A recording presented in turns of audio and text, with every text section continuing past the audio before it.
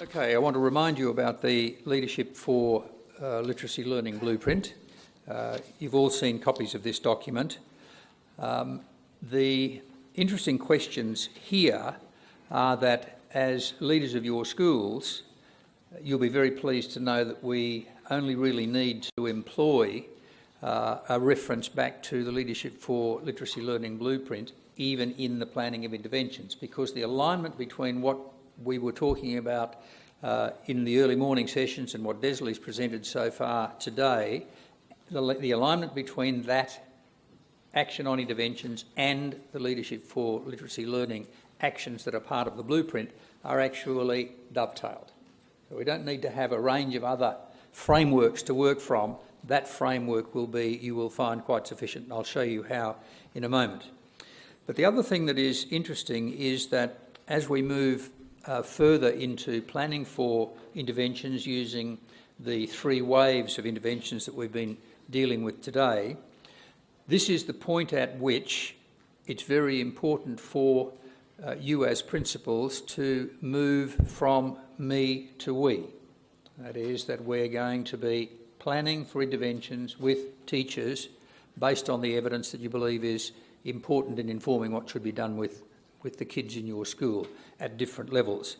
So moving from me to we is an essential part here. It's a collaborative endeavour from this point on. You would know that. It's not something that necessarily needs to be outlined for you. But if you look at the Leadership for Literacy Learning Blueprint here, you'll see that there are clearly a number of questions that can assist you to focus your thinking about your interventions around this particular diagram. So most of our focus will be on the children's achievement and how that achievement is actually produced, what kind of work that we do with them to do that. And that actually comes out of the curriculum and teaching dimension of the actions that school leaders need to be able to put in place. Beyond that, of course, and the assessment that goes hand in glove with that, there is the need to move to shared leadership over the planning of the intervention. So that left hand in the middle dimension of sharing leadership and organising accordingly is a very important part of intervention planning. It's you, the principal, with your teachers who will organise whether or not there will be a team responsible for particular strategies for intervention, whether or not there will be a group of teachers who's planning for aspects of the work across the school. You'll also need to ask yourself, is there a real professional development need for our teachers if we're going to take a particular course of action? So the top one up the top, as I said to you from our Pall research, figured very prominently in the actions that take place back in school. Is there some real professional development need, even down to the point of some practice on particular aspects where the strategies are known to be ones that are unfamiliar to teachers? Even the sharing of strategies that are familiar to some teachers but not familiar to others is an important dimension of that professional development set of actions. You will need to give consideration to the conditions of learning. This is not just the physical conditions, the resources that you'd apply, but it's also the social and emotional conditions for learning.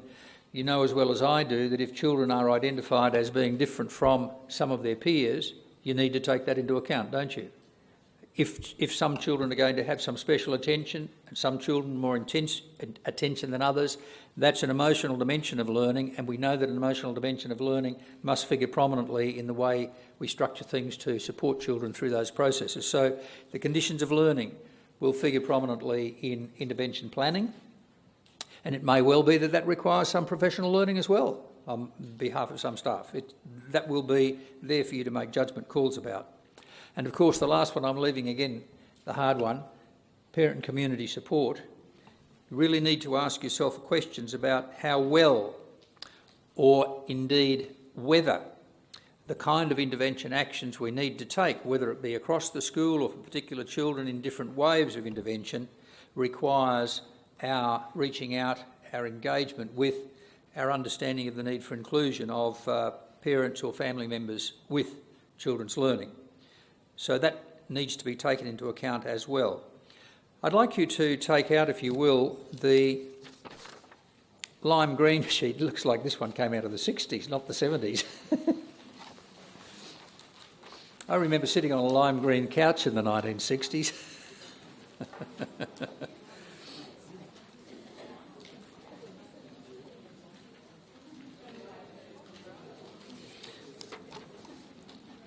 What this does is that it gives you an opportunity to see the relationship between our leadership blueprint, which is shown in the left-hand side of this particular three-column diagram. If you're dealing with particular waves, it's suggesting that these particular elements of the Leadership for Literacy Learning framework, it's suggesting that these particular elements need to be emphasised at different points. So if you have a look at the first component of the lime green sheet, you'll see the focus is on whole school literacy improvement through or for the majority of students. So I don't know whether that through should be there. It should be for the majority of students. And that's first wave, which we're calling General School Improvement Strategy. So if you have those things well covered, you've got agreed curriculum structures and processes, you've got good scope and sequence on reading across the years. If you are comfortable that there is explicit teaching going on inside classrooms in each of the big six, that you do have whole school screening processes that you employ in order to get good reading on what, and I'm using the word reading in inverted commas, a good understanding of what children are actually able to achieve, and that you know where some of the children who are not achieving lie, and you've got some focused assessment of those, then you've pretty much got wave one covered. You will notice then that on the left-hand side, you should make sure that you've got good conditions for learning, well-resourced, etc., as I've said, that you're comfortable that your professional development engages teachers with that scope and sequence, with those aspects of explicit teaching and so on that are necessary. You'll know that you've got your teams organised either in year levels or, lower, middle, upper school in some mechanisms that are going to make sure that there is shared responsibility and accountability for this across the school. And you'll know that you have really well covered four of the major dimensions which you as a school leader, if you're employing that Leadership for Literacy Learning framework, need to make sure you've got action in. So that's the first wave. If you move down to the second layer, you'll see that there's some specialised intervention being covered, and you've seen Desley in action. You said wave 3 or wave 4 children for lots of that explicit teaching. Yeah, you said wave 4 as well. But you may not move to that level of intensity perhaps with children in the second wave, but I suspect that there will be quite some explicit teaching with children in the second wave, as already indicated for some in whole class work. So if you look at the identification of troubled students here, and we've been criticised to some extent by looking at troubled students. It does put a deficit view on children, doesn't it? And perhaps we shouldn't be using that. You can actually look at what you would prefer to use yourself. You can adapt this to allow you to have the conversations with your teachers, make the appropriate changes to language, won't you? These tools are really just tools for starters. You'll have them on your, what are we calling this? The bangle, the USB bangle. I know the first word that is associated with USB. I think it's universal, something or other. So if you look at the second layer here, you'll see on the left-hand side that there is a real need for your teachers and you to be able to be engaged in disciplined dialogue about the assessment data of children. So further assessment of students to identify specific needs, you need to employ disciplined dialogue with them to say, okay, what are we seeing in these data about particular children? Why are we seeing what we are? What are some of the influences on what's happening with this child? And then, of course, what should we be doing about it to bring it back to the moral purpose of improving reading? So disciplined dialogue here with evidence of assessment becomes very, very prominent for working with wave 2 children with your teachers. here parent and community support starts to come into play, doesn't it? Because kids will go home and tell their parents, oh yeah, I'm in wave 2, that's the one that's crashing on the rocks. It's using whoever's metaphor that was. So there is a need for some connection with parents for wave 2 children. How you go about that is an important consideration for you and your teachers. And then, of course, the conditions of learning again figure prominently here because of the resource base that you might need to employ, the time and structures that you allow for some specialised intervention, the materials that you bring to bear upon specialised intervention, and the emotional support that you'll accord to children who are in wave 2, who might have some prominence given to them because of that specialised intervention. So the last of these things, wave 3, I don't think I need to belabour the point here, but you can see here that there is a critical need to drill down even further into children who are unable to achieve, even if you've given them wave 2 intervention opportunities. And so discipline dialogue and that evidence base again becomes critical in planning strategies or ways forward, and individualised attention is going to be something that will take your time and attention to produce the necessary resources to back it. Parent community support is going to be essential here, and it is more often than not, the research tells us, the hardest group of children to engage parent and community support for. So if you know that, then it's really going to exercise you and your teachers' minds when you're dealing with wave 3 children. Okay, so we'll put away the lime green sheet, and I'm going to, just for the next few minutes, show you, if you pull out this delightful sort of mauvey coloured sheet. I don't know where you get all these colours from, John, but they're delightful. Orange, pink, orange. We haven't got a pink one, John. Oh, that comes in Module 5. So you've got this sheet here. It's actually up on the slide as well. What I wanted to show you here is that you'll recollect that I mentioned the touchstones for successful or effective interventions this morning. And I've shown you here in this 2-column sheet that the relationship between those touchstones of effective interventions and the Leadership for Learning blueprint that I've just been talking about is absolutely a match. So I'll give you just a couple of minutes to read through the 2 columns so that you can see where the match between good intervention practice on the left, the touchstones, and the Leadership for Literacy Learning blueprint dimensions on the right, the actions that leaders need to take to connect their work with learning.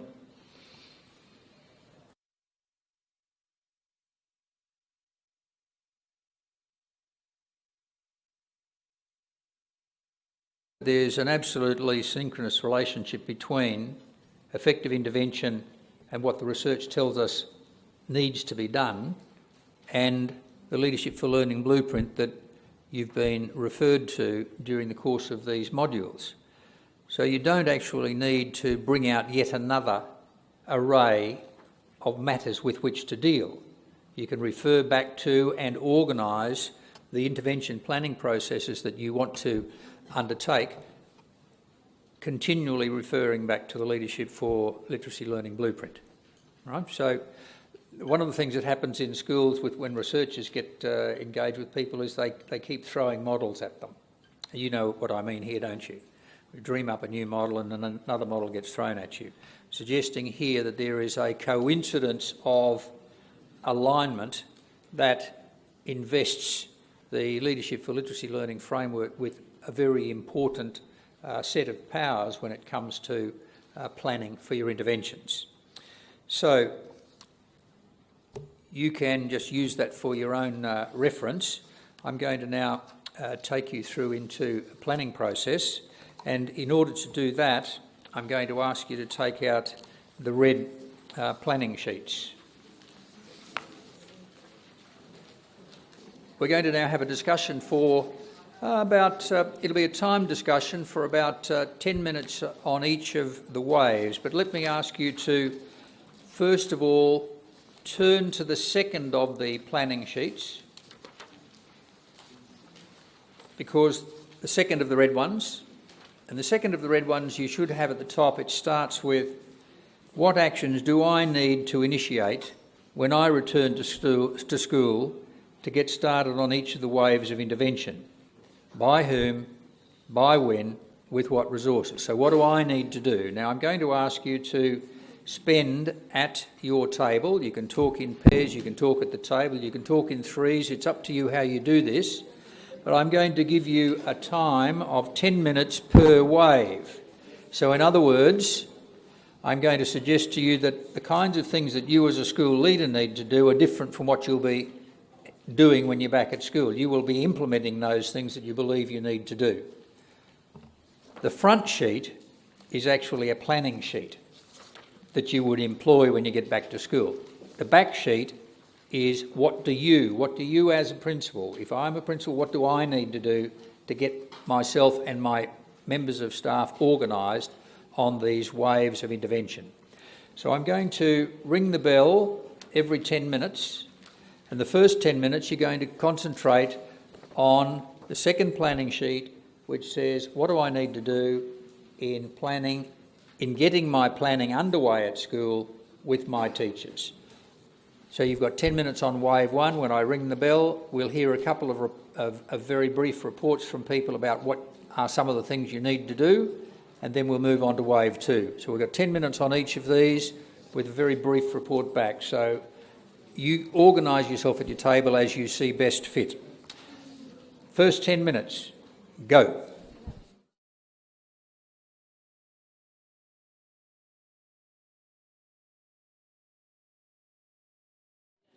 More time, there'll be more time in a moment for some continuation here, and I'm going to lump wave two and wave three together. So in terms of those children who need extra assistance, we'll put those together for this next discussion of about 15 minutes. But I'd like to hear what were some of the things, some of the matters that were raised in terms of the planning actions that are needed in wave one, remembering that wave one really is about whole school, and it's about the kind of whole school approach that contributes to effective practice in reading. So it is rather more how one goes about improving all that occurs in the name of reading across the school. What are some of the things that you raised here for you as principals in leading the planning of this when you're back at school? So can you point to somebody, and I'll just take two or three comments from two or three tables before we move on. So where's the first comment? Pause now for self-nomination. There we go. There's always an icebreaker, and so you can feel comfortable now. Somebody down over the back there. I think reflecting on the bigger picture here around wave one, I feel for a school community such as the one I work in, that there are far too many wave two learners for a high socio-economic background school. I really think that too many of our precious resources are spent on students who ought to be managed by the classroom teacher as wave one learners through higher quality, explicit teaching and differentiation. So that's really one of the questions I want to take back. Why do we have so many what I'm now calling wave two learners? That's a very interesting question, isn't it? And so it's one, if you believe that there shouldn't be as many, and there should be strategies in place where most of the engagement occurs for most teachers with the children in classroom work, then clearly how you get there is an intervention at the whole school level. Yep, okay. I remind you that in the Pall pilot project, most of the intervention actions occurred on wave one and wave two levels. That doesn't mean to say that you shouldn't be dropping down into wave three, but it's where the start was made. So have we got somebody else to make a comment? Yes. I just want to ask, building on that, because my thinking was that heading towards wave two being intervention that occurred with the classroom teacher in the classroom or where there's SO support in the classroom. So that would sort of like address some of that. Desley, would you like to respond to that? Would most of wave two intervention occur with the classroom teacher in the classroom, or would there have to be withdrawal? It really can be. Who am I talking to particularly? Okay. It doesn't really matter as long as the principles are applied. Okay. I can see some wave 2 activity, and who was the person who mentioned about the there shouldn't be so many wave 2? Who was that? Because that raises a really good point. You also mentioned the word differentiation, because wave 1 includes a lot of differentiation, doesn't it? That maybe people aren't doing. And so where the line comes between wave 1 with differentiation and wave 2 is, I suppose, the difference between wave 2 intervention that might be incorporated within the class and outside the class. So it might be that we're looking at big categories, wave 1, wave 2, wave 3, but in fact some kids are actually, they are getting additional small group support, but also they're getting more practice at that guided practice stage. They might be coming out at the front once you've done the demonstration a little bit more, to increase the way you're differentiating for them. So I don't really have a particular answer to it. It's more that whatever works for you, and don't necessarily think that you're limited to 3 groups, because, within one group, within wave 1, you're going to have a lot of different levels that you have to kind of work with. I have no idea if that answered the question or not, but anyhow. Thanks, Desley. I think the thing is that not to be formulaic. A formulaic approach would be to say every time you move to identification of children at the wave 2 level, they actually have to be given specialised attention by the teacher, and some other arrangements have to be made for the children who are not getting that specialised attention. Full stop. That's formulaic. It may well be that there is some small group work going on within the whole class structure where the teacher has a capacity to work with those. There may be times when there is some capacity for a support teacher to be brought in to work with others. It's the use of the resources that you've got, the time, the people and the materials, isn't it? Might be peers working with peers. It's again not something that I think that could be formulaic, but I think by and large, knowing the nature of resources that are available in schools, particularly from where I come, you'd be looking for strategies that can maximise what's possible to do in the whole class setting with the teacher and whatever supports can be brought into the whole class setting for wave 2 children. Desley, am I on reasonable ground? Yeah. Okay, let's take one more comment on the whole school issue, please, on wave 1. Any further comment? One more. Look at you. Okay, I got the message. Let's then ask you for a 15-minute discussion to drop through into the actions that you need to take in preparation for planning with your teachers back at school for wave 2 and 3. So combine those. I think there will be overlap between them, but combine them.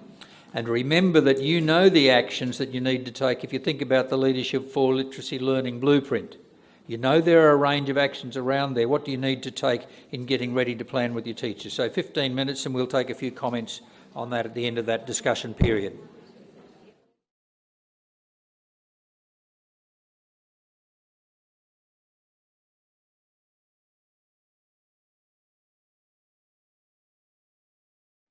Ever sensitive to the conditions for learning.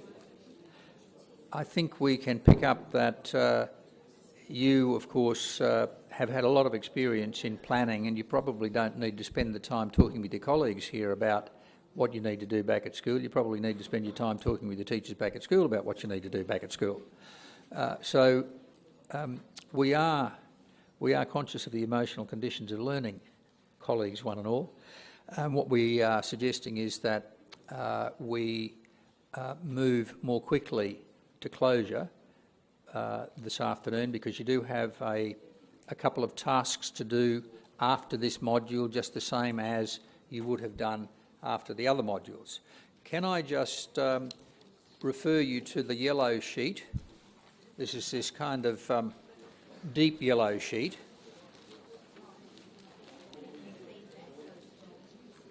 Because what this does is it's a tool for you as a school principal when you've actually sat down with your staff and you've got your intervention plans in place, say it's an intervention plan that deals with Wave 1 planning and Wave 2 planning, and you don't go any further, that's fine. Say it's an intervention plan that deals with Wave 2 and Wave 3 interventions because you've already got Wave 1 matters in hand. Then this particular sheet acts as a very good ruler to run over the intervention plans that you've got. So you can see the plans that your teachers have produced with you, or you've used other members of staff with you to produce, and you can say, okay, we've got the plan, let's just check it against this sheet to see that it meets a lot of those touchstones of effective intervention that we know will be necessary.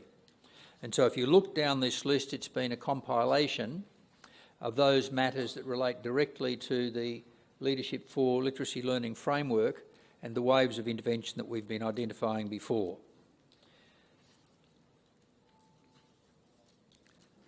Now, I leave that there for you, and of course you've got an electronic version of this on your USB bangles, and you can take that back with you to your schools.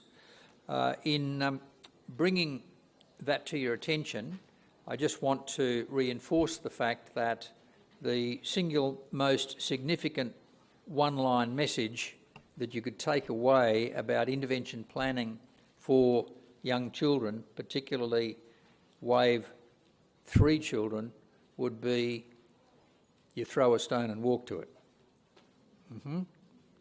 Okay, let me just reinforce for you with this slide that this is actually a leadership program that we're on here, blending leadership with literacy learning. And the research that we've just done for the Australian Institute for Teaching and School Leadership shows us that there's a trend here emerging where leadership development programs such as this one actually have more purchase and power when it's linked to a purpose, and it will be a curriculum purpose in this particular case. So it's leadership for literacy. It's a blended approach to professional learning. It's not just learning generic skills about leadership, is it? It's actually taking on issues that are part and parcel of an important priority area in the curriculum. So it's leadership for something. I take you back to the three fundamentals of leadership. It's always about a purpose, in this case a moral purpose.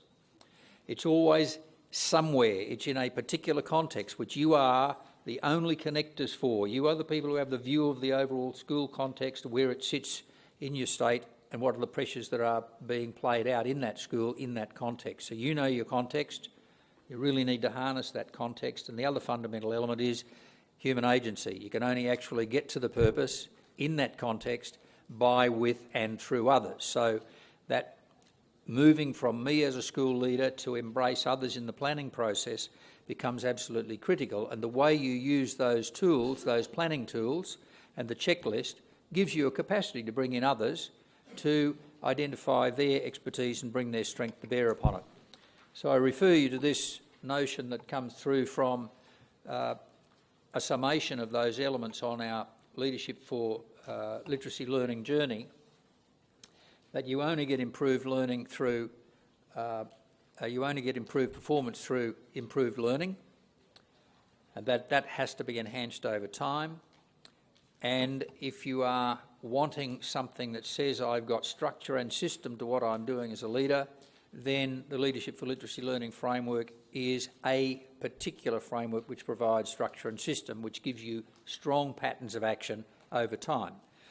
And the linkage of those with intervention processes is so synchronous that that's really the informing or an informing instrument that you should have a great degree of confidence in. I'm going to ask John now to help us bring the afternoon to a close. We're going to get an early mark. That's if he sticks to the script that he and I just rehearsed over there a little before.